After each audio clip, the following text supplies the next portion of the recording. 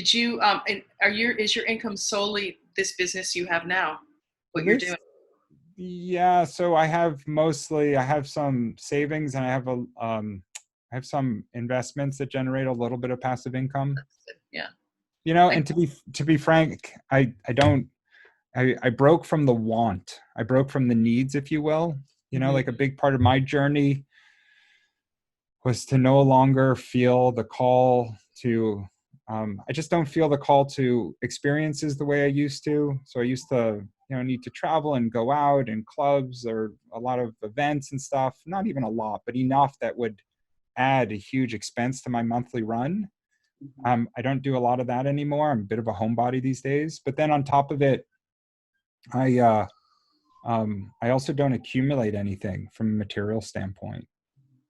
And I never had a really strong materialistic mindset, but it got weaker and weaker. If you ever read the autobiography of a yogi, which Oh, is, yeah, I have it, and I haven't read it. I know, so I pick it up, I read a chapter or two, and then I put it back down. I read some other spiritual book, but there's a great line in there where he's early in his journey and he ends up meeting a worker. His father was running the railroad. He met a worker for the railroad, Mhm. and he said the man had retired and he was just on his spiritual path, and he says, oh, you were able to retire with the pension from the railroad at an early age. He says, that's wonderful. He says, well, no, I have two pensions. I have what the railroad gives me, that's very small, but I also broke from want. I broke from the material realm, and that became my second pension.